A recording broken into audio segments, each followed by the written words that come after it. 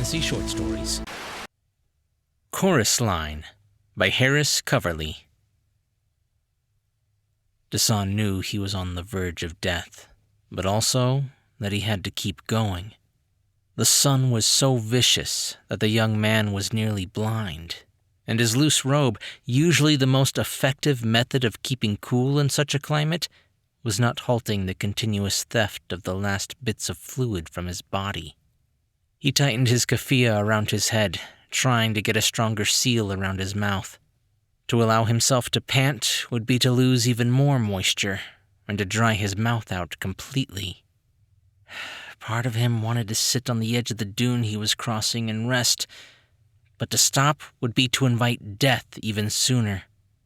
He would lose momentum and be unable to get up again, or he would begin to sink into the deceitful sand and join its other victims beneath. The desert is my enemy, Dasan thought. To cross it is to conquer it. He stopped at the dune's edge and had to make a choice of direction. He looked ahead. It would be difficult to go straight, but he knew that going either left or right would take him too far off course. Dasan made his decision. He tightened his keffiyeh again and, arching sideways, started to make his way slowly down the incline. His ankles felt bruised and twisted, but he was making good on his awkward descent, until his left foot slipped on a particularly soft patch of sand, and he fell, rolling down the dune's edge. His keffiyeh unraveling, his lips tasted the treacherous grains. When he came to a stop at its base, he got on his hands and feet and spat them out. He had heard tales, rumors really, of men going mad between the dunes, worshipping the sand as though it was a heathen god, getting on their knees and eating it, or snorting it like the snuff the Christians had brought back from the New World, and they would choke to death or suffocate and be eaten by the foxes or by other madmen. He himself began to choke, a rogue cloud of powdery sand having drifted through his mouth and into his throat. He hawked and hawked, but it would not leave him. It was stuck to his inner flesh. An agony went through his neck and down into his chest. So this is death, Dasan thought. As he struggled, he thought bitterly of the caravan that had abandoned him, of its leaders who had expelled him from their group without a canteen, of his uncles for not having taught him better how to survive in such a situation. They have sentenced me to death, he wanted to shout. He then thought of Ashma, and of the city he was going to where she was waiting for him. He thought of his promise to her and her parents, and to his own mother. He thought of the will of God and the example of the prophet, and of his ancestors whom had conquered this very land. His hands caked in sand, and still choking, Dasan stood up and summoned will. From somewhere in his body, the saliva returned to move the sand from his throat, and it left him in 3 great viscous lumps. Looking down into the sand, Dasan saw a little blood in his expelled detritus, but that did not worry him too much. He had survived for 1 more minute at least. The wind kicked up and quickly hid it. Dasan gathered his keffiyeh, shook it free of sand, and wrapped it back around his head, before gathering a sandal which had fallen off in his tumble. He thanked God and restarted his journey. If I keep going in this direction, he thought, I will surely hit water soon, or perhaps the rains will come. It is the season after all, I think. As he walked, his body became more content after its test of mortality, and gradually got better used to the searing realm. Dasan tried to take bigger and bigger strides, but he was tiring fast, and opted to be more leisurely. If I am destined to die, I can at least ease into it, he thought. The wind had begun to blow again. Dasan's eyes had recovered from the sun, but now he was being blinded by sand. Underfoot, the sand itself began to squelch obnoxiously, as though it was wet with the water he so desperately needed. "Mocking me?" he asked the sand in his head. "I'll show you." He carried on, new reserves of energy rising into his bodily core, increasing his speed. The wind's force lessened, and it became a gentle breeze, relatively free of specks. Dasan loosened his keffiyeh and let it cool his cheeks.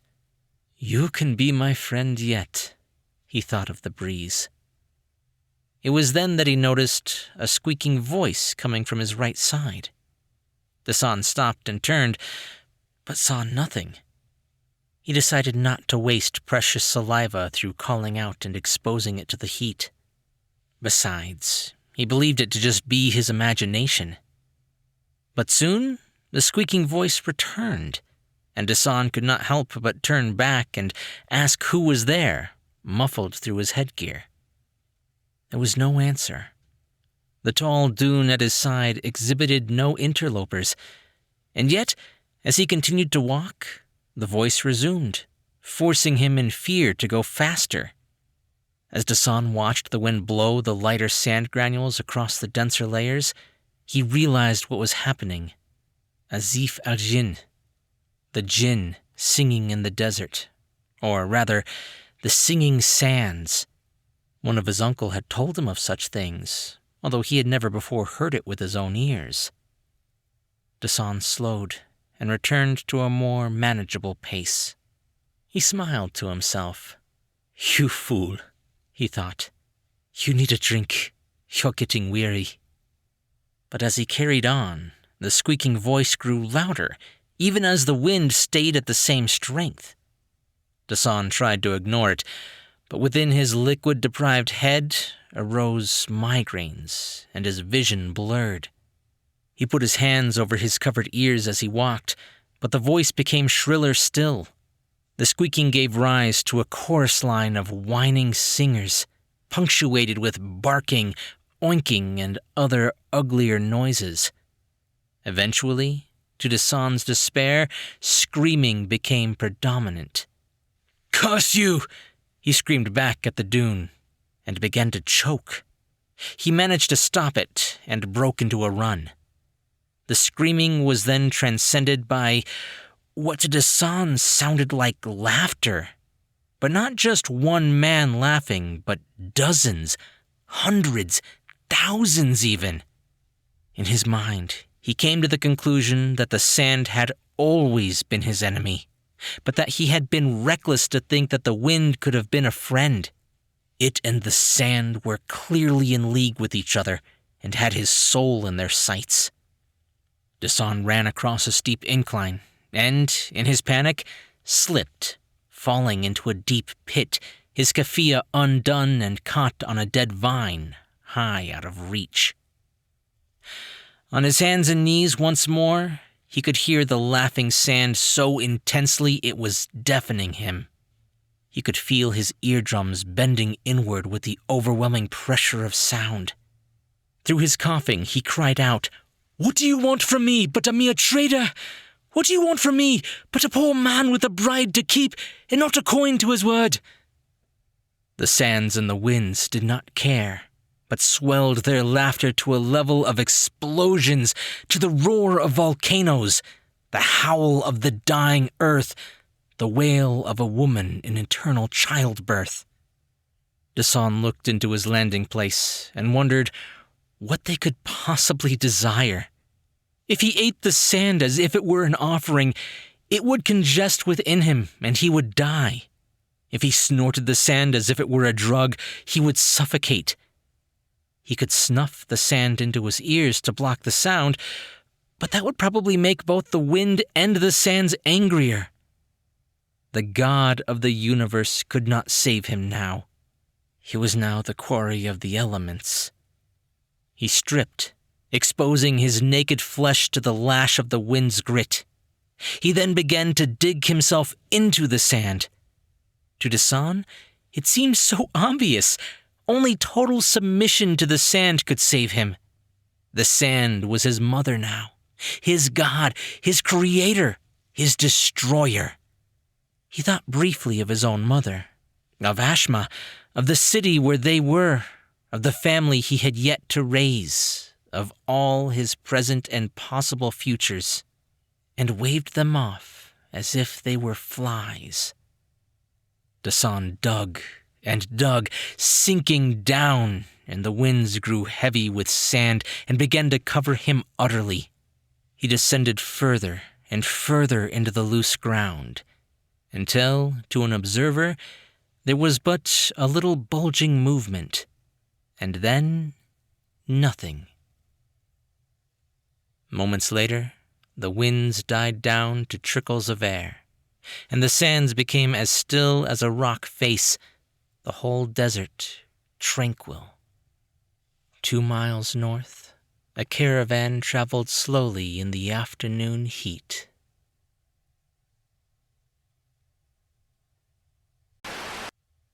Harris Coverley has had short fiction published in Curiosities, Hypnos, the Periodical, Forlorn, Horla, the Centropic Oracle, Pulp Modern Fiction, and many, many others. He is also a Rhysling Award-nominated poet with over 160 individual verse published around the world. He lives in Manchester, England. Hey guys, thank you so much for listening to this story. This one kind of reminds me of an experience I had as a child. I've been a type 1 diabetic since the age of 7, and one day I went into ketone acidosis, which, long story short, is one of the most deadly things a diabetic can experience. And one of the side effects is that your brain becomes so dehydrated that it actually shrinks inside your head. The bizarre hallucinations that I had during that experience still haunt me to this day. They can't even really be described with words. They were more visceral. They were closer to emotions, but not. Just not an experience I would recommend anybody go through. And the story kind of reminds me of that, the way that he just starts going insane and thinking about the sands and the winds being gods. That's the kind of thing that I could definitely see in a trip like that. Random things just start to make sense in a bizarre, logical way that defines reason. If you guys did like this story, be sure to leave a thumbs up and a comment if you're on YouTube. Or if you're listening to the podcast, just be sure to subscribe for brand new short stories. I'm Chris Herron, and that's it for today's Tall Tale TV.